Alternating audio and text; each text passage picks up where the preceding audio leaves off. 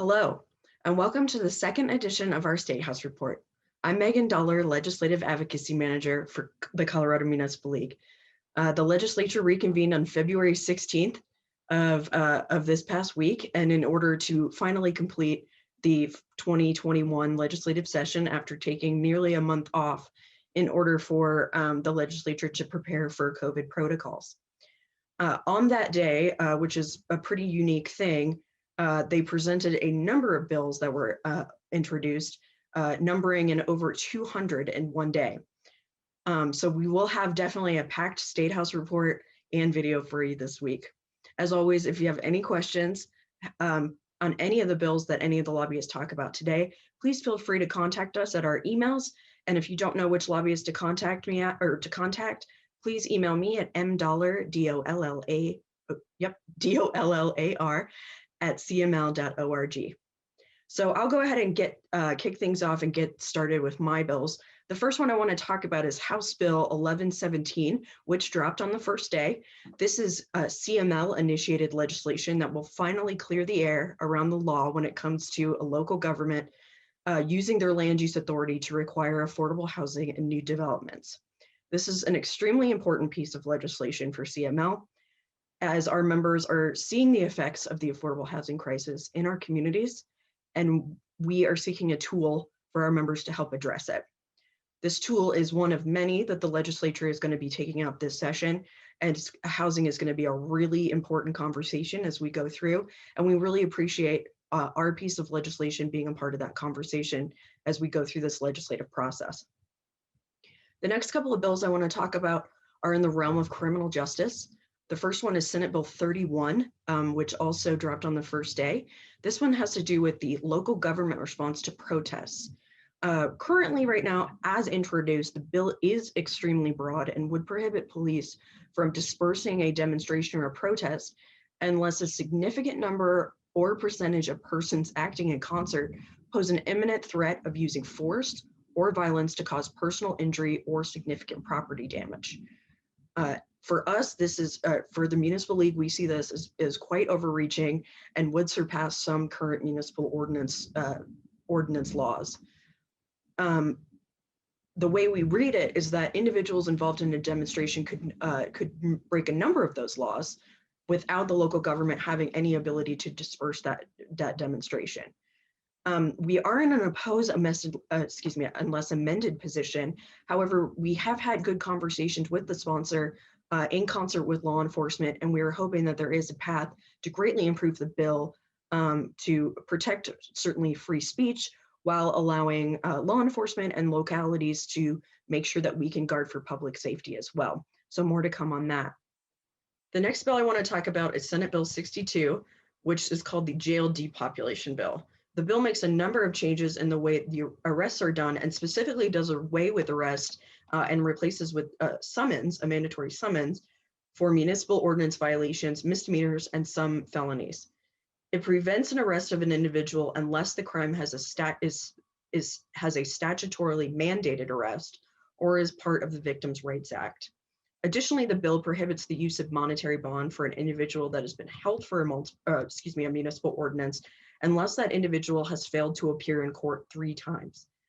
There is one exemption in the bill, which has to do when a court makes findings that an individual may flee prosecution.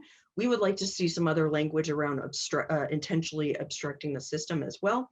And we will continue to work with the proponents on that. We're currently in an oppose unless amended position. Everyone, I'm Heather Stauffer. Today I'll be talking about 3 bills. The first bill I want to talk about is House Bill 1071, Ranked Choice Voting in Nonpartisan Elections. This bill would allow a municipality beginning in 2023 to voluntarily opt to do an election that uses ranked choice, also known as instant runoff, voting methods in a coordinated election with a county. It requires a voter education campaign be conducted, and it requires that the municipality pay for all reasonable costs associated with running the election. The CML's board voted today to take a support position on this bill. It's up in the House State Military and Veterans Affairs Committee on Monday, and we'll be testifying in support of that bill. The second bill that I want to talk about is House Bill 1008, increasing options for financing forest health projects. The bill provides additional options for financing forest health projects by allowing intergovernmental groups to establish special districts and giving them the authority to levy special assessments on property for forest health projects. CML will be supporting this bill as well, and it will be heard in the House Ag Committee on Monday. The final bill that I want to talk about is House Bill 1025, non-substantive emails and open meetings law. This is CML initiated legislation, which clarifies that an email between elected officials that's related to scheduling, responding to a constituent inquiry, forwarding information, or posing a question for later discussion by the body are non-substantive and not subject to the requirements of the open meetings law. CML is supporting this bill, and it will be heard in the House State Military and Veterans Affairs Committee on Monday. And that's it for me. Have a great week. Hi, everybody. My name is Bill Clarine Thomas, and I'm a legislative and policy advocate for CML, who will be talking today about bills related to liquor, criminal justice, and the state budget. The first bill I will discuss is Senate Bill 86, which is sponsored by Senator Liston and Representative Geithner. This bill permits a licensed fermented malt beverage retailer that is comprising less than 7,500 square feet to use a third-party delivery service instead of its own employees and vehicles to deliver fermented malt beverages to its customers. And the person making the delivery would have to be at least 21 years of age. And this bill seeks to allow smaller retailers to compete with larger franchises by utilizing third-party delivery services. We're currently working with stakeholders to clarify how these delivery services will be regulated to ensure that the person making the delivery has had alcohol beverage training and will not be delivering to people under the age of 21.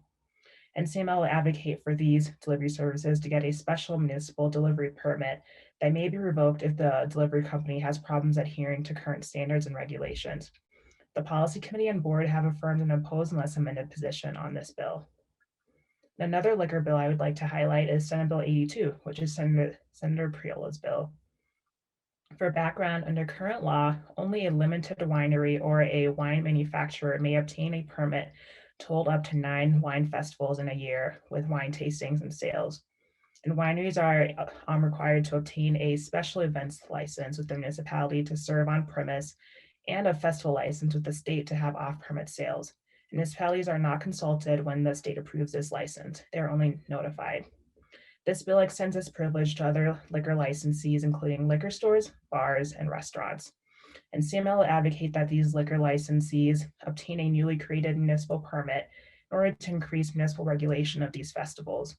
And the CML board affirmed the position of oppose unless amended on this bill. And next, I will transition to criminal justice. House Bill 1030 expands the Peace Officers Mental Health Support Grant Program to include community partnerships. CML is active in the creation of this program in 2017, which provides financial assistance to law enforcement agencies for mental health services.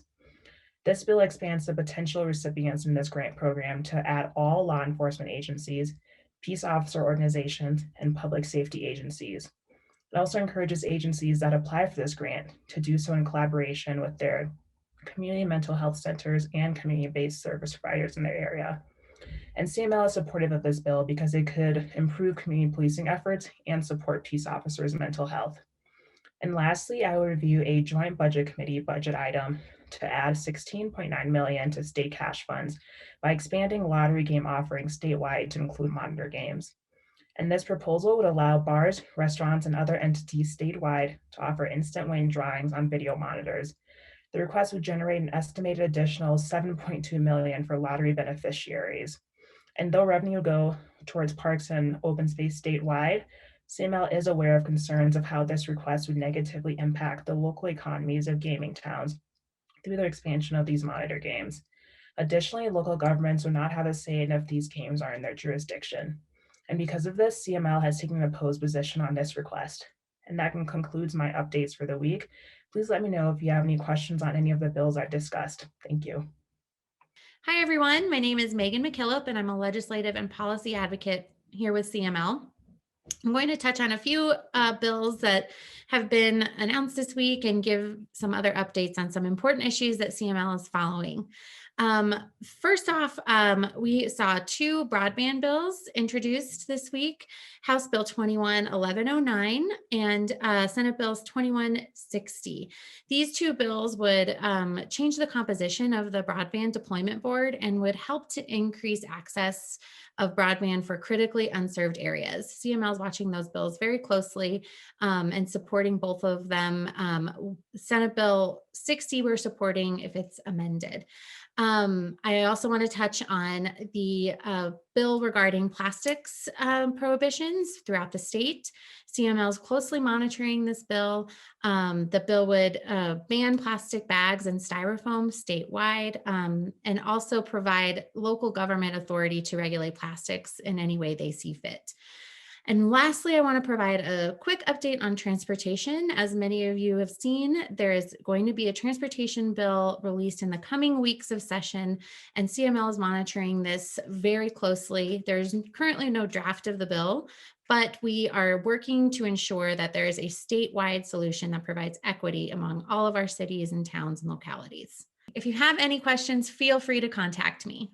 Thank you for tuning in to the second edition of the 2021 State House Report. I want to thank our membership for their continued support and providing feedback and guidance to the advocacy team as we prepared for 2021 and the legislative session. With that, thank you for tuning in, and we'll see you next week.